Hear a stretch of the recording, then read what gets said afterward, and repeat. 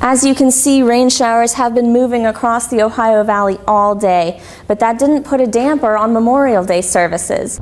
This pile of rocks is the only thing that remains at the scene of what used to be the grandstands at the Marshall County Fair. If they don't vote to include it in the year's budget, then little clinics like this one might have to foot the bill. It's summertime, and that means more people are out on the river. With that come concerns about the quality of this water. Officials are doing everything they can to make sure the necessary repairs are made to keep you and your family safe. This part of the back channel of the Ohio River will be the scene in the next few days for some special advanced training in search and recovery. This little food shack has undergone quite the transformation in the past 2 months. Today is the grand opening of this hot dog lover's heaven. What would you do in a situation where hope seemed impossible? One local couple faced a situation just like that and found not only hope, but a miracle. Wait until everybody meets 4 months ago, Ricky and Krista Zambito just found out they were going to have a little boy. Krista was 20 weeks pregnant when doctors told her that their unborn son had an enlarged heart. This condition was caused by some sort of virus that had infected Luca in the womb. They told her and Ricky that their baby didn't have a chance, and she would likely miscarry or the baby would be stillborn. But even with a 1 in 1,000 chance that the baby would survive, the Zambitos refused to give up hope. We just put our faith in God and just believed that it was going to be a miracle, that whatever was happening to him would be taken care of. Doctors at McGee Hospital in Pittsburgh called Krista when she was 22 weeks pregnant and told her to come back. They had an idea. Little Luca was given blood transfusions every 4 weeks. The transfusions were injected straight into Krista's womb.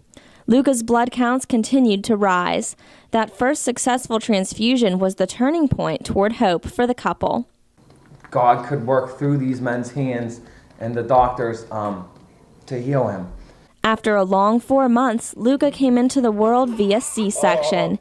He was a 5-pound, 4-ounce, perfectly healthy little boy. I don't think either of us realized how quickly it was going to happen, but all of a sudden we heard a little whimper. And we looked at each other. We both instantly started crying. Just so happy. Just so relieved and just so happy that he was here.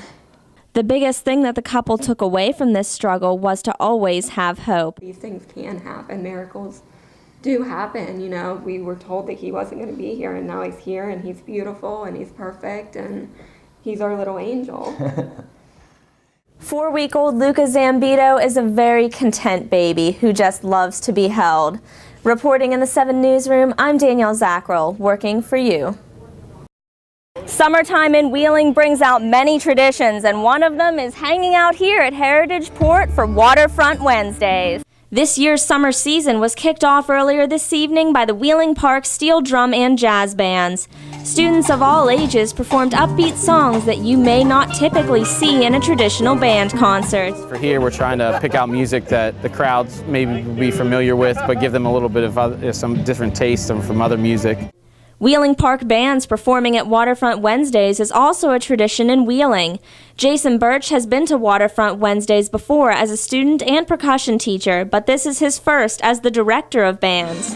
His previous experience makes playing at Heritage Port that much more special. I've been around this a long time, and it means a lot, for the Wheeling Park music department to have the opportunity to come out here and perform and be a part of that tradition. Another group that this event was extra special for was the seniors that graduated a couple weeks ago. Seth Keeney is one of those seniors and has been in the band since 5th grade. He was very excited to play for the crowd at the riverfront. This is kind of the premier event, and it's really cool that they asked us to come down here and play, and hopefully we'll give them a good show. Waterfront Wednesdays will be held every week during June, July, and August. The full schedule of bands and more information can be found by visiting wheelingevents.org. Come out and experience the tradition filled with kettle corn, giant snow cones, and great music. Reporting in Wheeling for 7 News, I'm Danielle Zacherl, working for you. Good morning, everyone, and thanks for waking up with us. I'm Danielle Zacherl. Today is Tuesday, June 11th. It is about 5:01 a.m. We're taking a look outside the Highlands. It's a little cloudy and foggy right now, but some of that fog is beginning to rise, it looks like. Let's get right to meteorologist Brian Davis, who has a preview of what you can expect weather-wise throughout the day. Right now, some AEP customers in Jefferson County are waking up without power. The last we checked, a little over 200 people are without power. Originally, over 800 people were without power. According to spokeswoman Carmen Pratty-Miller, the outage was due to a piece of equipment failing. Pratty-Miller says crews are working to fix it. We'll keep you updated on their progress throughout the morning. One of Ohio Valley's most wanted is behind bars this morning. U.S. Marshal Chad Simpson says Montrell Slim Black turned himself in yesterday after we told you about him last week. Black is facing charges of distribution of crack cocaine, aiding and abetting, and conspiracy. The FBI has joined in the investigation of Edward Snowden, the man believed to have leaked top-secret documents about the NSA's surveillance programs. Agents interviewed Snowden's father Monday in Pennsylvania, and on Capitol Hill there is a debate about the impact of the NSA contractors' actions. CBS News correspondent Susan McGinnis has the very latest coming up in just minutes. The FBI and Phoenix police have been investigating a telephone bomb threat against a Southwest Airlines flight.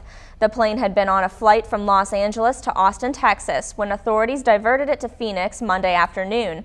A bomb squad has been searching the plane, which is isolated away from the terminals, and passengers are being interviewed. We'll keep you updated. Your Vote 2013. Some municipal elections are being held today in West Virginia. Here's a preview of some of the races. In Bethlehem, the recorder's race has Stephen Goloski against Don Junkins. In Follansbee, the mayor's race between Ben Arthurs and David Villogel Jr., and in the race for Follansbee police chief, it's Paul Arthurs facing off with John Swartfeger. Windsor Heights has 3 people running for mayor. They are Stacy Hornick, Bill Lipashak, and James Smith. We'll have a complete coverage of all the races and keep them updated as soon as the results start coming in.